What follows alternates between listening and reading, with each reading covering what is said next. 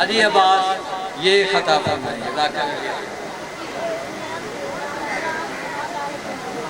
दुरूद भेजे मोहम्मद वाले मोहम्मद।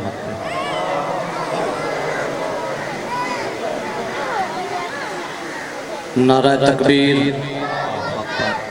खालिक कायनात का नाम बुलंद है, हर इबादत में शामिल हो। नारा तकबीर,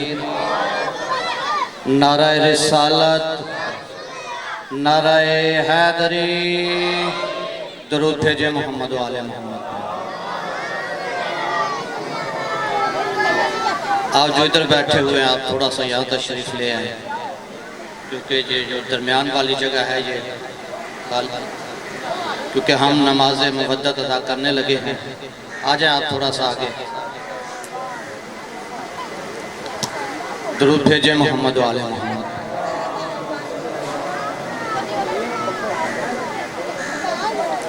औज़ु बिल्लाहि मिनश शैतानिर रजीम, बिस्मिल्लाहिर रहमानिर रहीम। अल्हम्दुलिल्लाहिल्लज़ी हदाना लिहाज़ा वमा कुन्ना लिनहतदिया लौला अन हदानल्लाह लक़द जाअत रुसुलु रब्बिना बिल हक़ सलवात।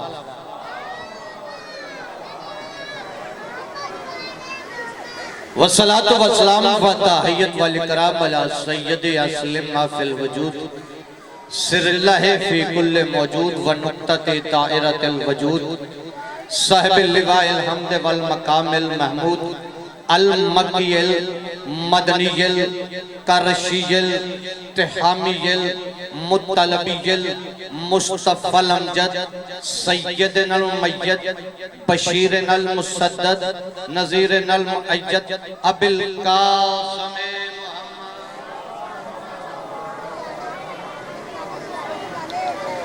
वअहले बैतिही तय्यबीन अत्ताहिरीन अल मसूमीन अल मज़लूमीन अल मुंतजबीन अल मुंतखरीन अल्लज़ीना अज़हबल्लाहु अन्हुम रिस्सा व तहरहुम तत्हीरा। अम्मा बाद फ़क़द क़ाल अल्लाहु तबारक व तआला फ़ी मुहकम किताबिहिल मजीद वल फ़ुरक़ानिहिल हमीद व हुवा अस्दक़ुस स्वादिक़ीन व क़ौलुहुल हक़। बिस्मिल्लाहिर्रहमानिर्रहीम। अलिफ लाम मीम ज़ालिकल किताबु ला रैब फीहि हुदल लिल मुत्तकीन सलवात।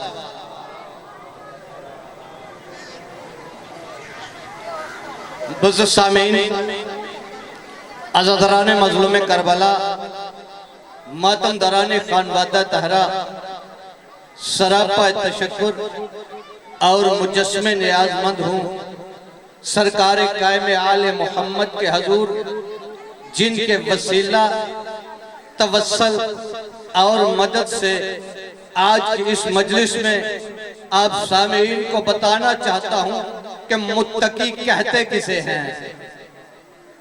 जो हाथ बुलंद हो गए किसी के मोहताज न हो। मुझसे पहले मेरे अजीज, मेरे भाई बहुत अच्छी गुफ्तगू कर रहे थे। मेरा दिल चाहा कि जो गुफ्तगू वो मुकम्मल न कर सके, मैं उसको मुकम्मल करके आप तक पहुंचाऊं। मुत्तकी किसे कहते हैं? देखिए, मुत्तकी बनना बहुत जरूरी है। जब तक इंसान मुत्तकी नहीं बनेगा ना, उसे कुछ समझ नहीं आएगा। क्योंकि कुरान कह रहा है अलिफ लाम मीम। कुरान पढ़ रहा हूं, कोई और बात नहीं। कुरान कह रहा है अलिफ लाम मीम ज़ालिकल किताबो। अलिफ लाम मीम वो किताब है ला रैब फीहि, जिसमें कोई शक नहीं। हुदल लिल मुत्तकीन, यह हिदायत करती है मुत्तकीन को। अब लोग हम पे बहुत एतराज करते हैं, हम पे बहुत सवाल करते हैं। दुरूद भेजे मोहम्मद वाले।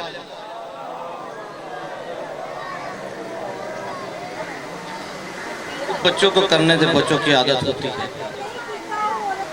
बच्चा अगर शरारत करे ना तो उसका कोई हर्ज नहीं। दुआ मांगा करो कोई बूढ़ा शरारती ना हो। दुरूद भेजे मोहम्मद वाले। हुदल्लिल मुत्तकीन, ये हदायत करती है मुत्तकीन को। कुरान हर किसी को हदायत नहीं करता। कुरान में हर चीज का जिक्र मौजूद है, लेकिन फिर भी लोग हमसे सवाल करते हैं कि जो तुम बातम करते हो बताओ कहाँ लिखा है, ये जो तुम आजादारी करते हो बताओ कहाँ लिखा है, ये जो तुम जंजीर जनी आप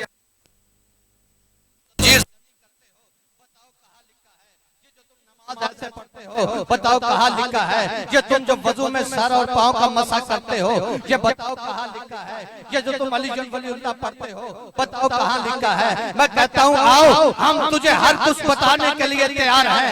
मैं कहता हूँ अगर आदम का इल्म देखना चाहते हो तो कुरान से दिखाएंगे, नूह का इल्म चाहते हो तो आप सलामत रहे, नूह का इल्म देखना चाहते हो तो कुरान से दिखाएंगे, मूसा की हैबत देखनी चाहते हो तो कुरान से दिखाएंगे, ईसा की शुजाअत देखनी चाहते हो तो कुरान से दिखाएंगे, दाऊद का सब्र देखना चाहते हो तो कुरान से दिखाएंगे, अय्यूब का सब्र देखना चाहते हो तो कुरान से दिखाएंगे, तो कुरान से दिखाएंगे, मोहम्मद मुस्तफा की नबूवत देखनी हो तो कुरान से दिखाएंगे, अबू तालिब की बसीरत देखनी हो तो कुरान से दिखाएंगे, खदीजा कुबरा की दौलत देखनी हो तो कुरान से दिखाएंगे, अली की शुजाअत देखनी हो तो कुरान से दिखाएंगे, फातिमा की इस्मत देखनी हो तो कुरान से दिखाएंगे, हुसैन हसन का तदब्बुर देखना हो तो कुरान से दिखाएंगे, हुसैन की शहादत देखनी हो तो कुरान से दिखाएंगे, ज़ैनुल आबिदीन की इबादत देखनी हो तो कुरान से दिखाएंगे, इमाम मोहम्मद बाकर का इल्म देखना हो तो कुरान से दिखाएंगे, इमाम जाफर सादिक की सदाकत देखनी हो तो कुरान से दिखाएंगे, इमाम मूसा काज़िम की काज़िमियत देखनी हो तो कुरान से दिखाएंगे, इमाम रज़ा का सब्र और रज़ा देखना हो तो कुरान से दिखाएंगे, इमाम तकी का तकवा देखना हो तो कुरान से दिखाएंगे, इमाम नकी का इल्म देखना हो तो कुरान से दिखाएंगे, इमाम हसन अस्करी का इल्म देखना हो तो कुरान से दिखाएंगे, इमाम महदी की गैबत देखनी हो कुरान से दिखाएंगे, और कौन रहमतुल्लाह है इसका जिक्र कुरान से दिखाएंगे, कौन लानतुल्लाह है इसका जिक्र कुरान से जियो आप सलामत रहे। ऐसे नहीं दोनों हाथ बुलंद करके नाराए हैदरी। कुरान में हर खुश को तर का जिक्र मौजूद है। आप जिए आप सलामत रहे। कुरान में हर खुश को तर का जिक्र मौजूद है। कुरान में हर पहरोकार का जिक्र मौजूद है। क्या वजह है, हमसे क्यों पूछते हैं? देखिए हमारे बड़ों में से किसी ने नहीं दावा किया था कि हस्बुना किताबुल्लाह। हमारे हादियों में से किसी ने कहा था कि हमें अल्लाह की किताब काफी है। काफी का दावा भी आपने किया, फिर भी सवाल हमसे पूछते हैं। फिर इतना तो आपको यकीन है ना, जिस दरवाजे से ये झुके हुए हैं वहां से जो भीख मिलती है वही हकीकत होती है। हमें सब कुछ ये कुरान से मिल क्यों गया और आपको मिला क्यों नहीं? उसकी वजह सिर्फ ये है कि कुरान ने एक शर्त रखी है हिदायत लेने के लिए। कुरान ने एक शर्त रखी है, पढ़ता हर कोई है कुरान। वाज़ेह तौर पे कुरान में वजू की आयत लिखी हुई है। बताने लगा हूं कि कुरान हर किसी को समझ में नहीं आता। वाज़ेह तौर पे कुरान में अल्लाह कह रहा है पढ़ो वजू की आयत। यार जड़े नमाज पढ़ते हो तो बोलो वजू वाली कर लेना, मोहम्मद वाले मोहम्मद। हालांकि सिर्फ नमाज पढ़ने के लिए वजू काफी नहीं, बल्कि हर इबादत के लिए वजू जरूरी है। मजलिस में आओ तो वजू करो, अज़ादारी में आओ तो वजू करो, मातमदारी में आओ तो वजू करो, मौला आमिर कायनात की किसी और बज़म में जाओ तो वजू करो, कुरान की तिलावत करो तो वजू करो। अब पढ़ो वजू वाली आयत, छठा पारा सूरह मायदा की आयत है। अरशाद रब्बुल इज्जत हो रहा है, या अय्युहल्लज़ीना आमनू, आए वो लोगों जो ईमान लाए हो, इज़ा कुंतुम मिनस सलात, जब तुम तैयार हो जाओ, खड़े हो जाओ नमाज के लिए, फागसिलू वजूहाकुम, बस धो लो अपने चेहरों को। क्या कह रहे हैं अल्लाह? बोलो यार जिसको समझ आ रही है, धो लो अपने चेहरों को। फागसिलू वजूहाकुम व ऐदियकुम इलल मराफिक, और अपने हाथों को धो लो कूनियों तक। अपने हाथों को धो लो कूनियों तक।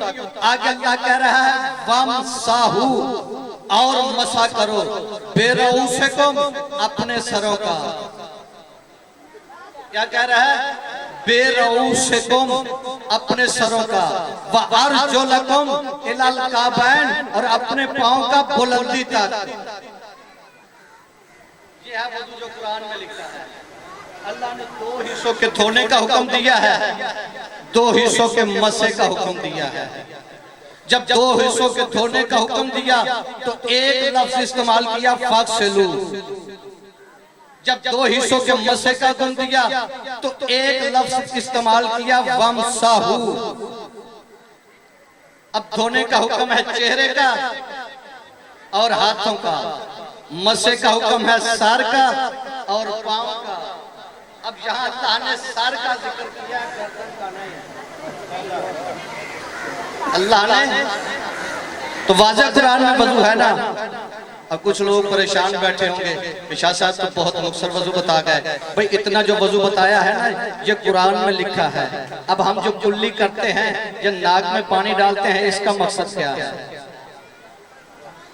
वजू से पहले करते हैं ना, कुल्ली करने का मकसद सिर्फ और सिर्फ ये है, ये सुन्नत पैगंबर में से है कि हम पानी का जायका देख लें कि इसमें किसी चीज की मिलावट तो नहीं। अगर मिलावट होगी तो वजू नहीं होगा।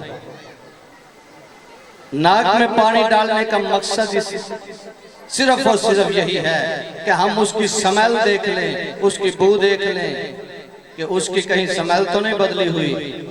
अगर पानी का जायका और उसकी स्मेल बदली हुई होगी तो फिर उससे वजू नहीं होगा। तो ये वाज़ेह तौर पे कुरान में लिखा हुआ है। आज तक मुसलमान को ये आयत समझ में नहीं आई। क्यों नहीं आई? उसकी वजह सिर्फ ये है कि कुरान ने एक शर्त रखी है कि अगर मुझे समझना चाहते हो तो हुदल मुत्तकीन, कि मैं हिदायत करता हूँ मुत्तकीन की। पहले मुत्तकी बनो फिर मैं समझ में आऊंगा। मुत्तकी बनो फिर मैं समझ में आऊंगा। अब इंसान मुत्तकी कैसे बनता है? मुत्तकी कैसे बनता है? आइए ये भी कुरान से पूछते हैं, क्योंकि हमेशा गुफ्तगू ऐसे करने का आती हूँ कि मेरी जितनी गुफ्तगू होगी या कुरान की आयत की रोशनी में होगी या मुस्तफ़ा के फरमान की रोशनी में होगी। जितनी गुफ्तगू, जब भी कहीं कुरान की गुफ्तगू करूंगा या कुरान से गुफ्तगू करूंगा या नबी के फरमान से गुफ्तगू करूंगा, क्योंकि मेरा ईमान है जब मैं कुरान से गुफ्तगू करूंगा या मुस्तफ़ा के फरमान से गुफ्तगू करूंगा तो फिर मेरी गुफ्तगू पे अटैक करने वाला मेरी गुफ्तगू पे नहीं, जब कुरान पे अटैक करेगा, जब मुस्तफा के फरमान पे अटैक करेगा, जो कुरान पे अटैक करेगा वो मुशरिक कहलवाएगा, जो मुस्तफा पे अटैक करेगा वो काफिर कहलवाएगा।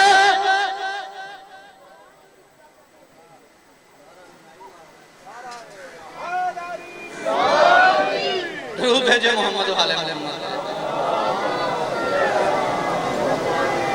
समझ आ रही है सबसे मेरी गुफ्तगू की?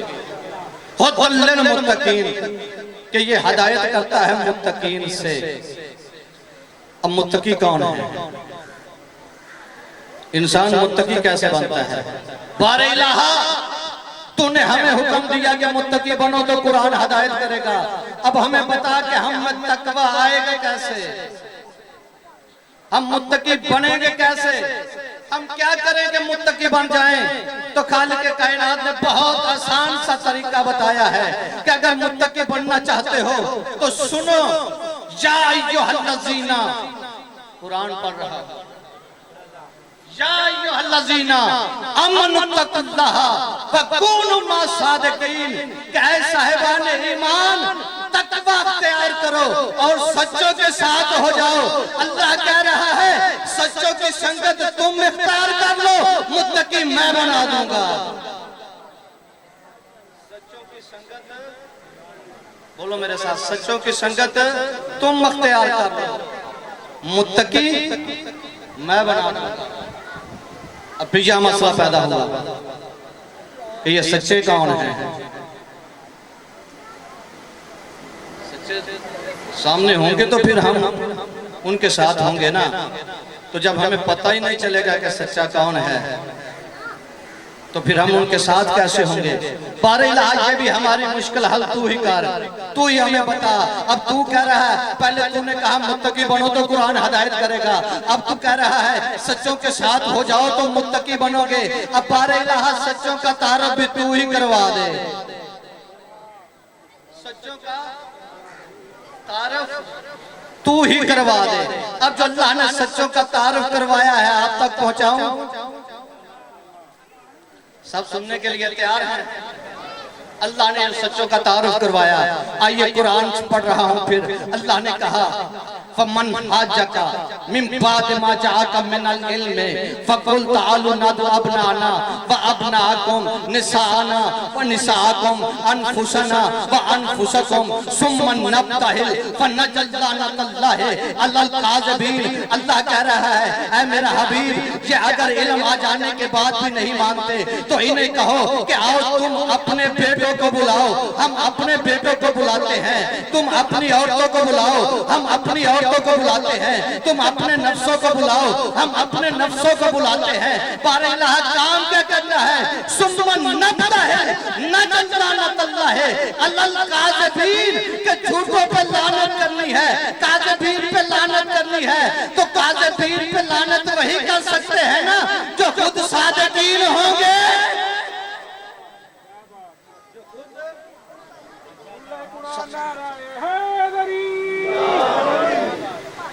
बस नाज़िम मिंबर का आना इस बात की दलील है कि वक्त खत्म हो चुका है।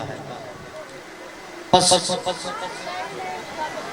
सादिकीन कौन है? अल्लाह कह रहा है कि मेरा रसूल इन्हें कहो नहीं मानते तो तुम अपने बेटों को बुलाओ, हम अपने बेटों को बुलाते हैं। तुम अपनी औरतों को बुलाओ, हम अपनी औरतों को बुलाते हैं। तुम अपने नफ्सों को बुलाओ, हम अपने नफ्सों को बुलाते हैं। वक्त होता तो कुरान की इस आयत की और तशरीह करता। बस इतना बताऊंगा कि सादिकीन की मंजिल पे जब अल्लाह ने कहा ना तो बेटों की जगह पे हसन और हुसैन को लिया, औरतों की मंजिल पे जनाब सैयदा को लिया, नफ्स की मंजिल पे मौला अमीर कायनात को लिया। अब फिर यूं क्यों ना कहूं कि अगर नबी को बेटों की जरूरत पड़ी तो वो भी अली के घर से, अगर नबी को औरतों की जरूरत पड़ी तो वो भी अली के घर से, अगर नबी को जान की जरूरत पड़ी तो वो भी अली के घर से। जब नबी अली के घर से हर कुछ ले सकता है तो फिर हम क्यों नहीं ले सकते? ये पैगंबर पाक सच्चे बन के नबी के साथ चले। अल्लाह कह रहा है इनके साथ हो जाओ तो मुत्तकी बन जाओगे। अब अगर दिल में मुवद्दत पंजतन है तो कुरान हर कुछ सामने रख देगा, हर कुछ उगल कर सामने रख देगा। कुरान की हर तफसीर की तस्वीर बन के सामने आ जाएगी। अगर पंजतन से मोहब्बत नहीं तो फिर कुरान भी अपने मानी छुपा लेगा, जाहिर नहीं करेगा। बस अगर मुत्तकीन को पहचानना होता तो नबी का बेटा घर में बेटी को तन्हा छोड़ के घर से हिजरत न करता। पहले के बाद से हसनैन जो है ये नबी के बेटे हैं। कुरान ने कहा है अगर हसन और हुसैन हैं तो ये नबी के बेटे हैं। अज़ादारों, क्या वजह थी तो जो मजलूम करबला ने 4 साल की बेटी को घर में छोड़ा, बाकी सब को साथ लेकर चले गए। कुछ लोग पढ़ते हैं जी वो बीमार थी इसलिए घर में छोड़ा। कुछ लोग पढ़ते हैं कि उसकी शक्ल जनाब सैयदा से मिलती थी इसलिए छोड़ा। मैं भी बहुत मिंबर पे यही पढ़ा करता था, लेकिन जब किताबों का तरीकों का मुताला किया है तो फिर पता चला और मुताले की भी एक वजह है कि मैंने क्यों इसे तलाश किया कि क्यों छोड़ा, कि भाई रहीम याका में अशरे की मजलिस में पहले मुहर्रम की मजलिस में यह जुमला पढ़ रहा था कि नबी इमाम हुसैन की बेटी बीमार थी इसलिए छोड़ा, या माँ से शक्ल मिलती थी इसलिए छोड़ा। दरमियान से एक सैयद खड़ा हुआ, दरवेश मलंग सैयद था, खड़ा होकर कहता है सैयदजादा ऐसे न पढ़, अगर बेटी बीमार थी तो मुझे कोई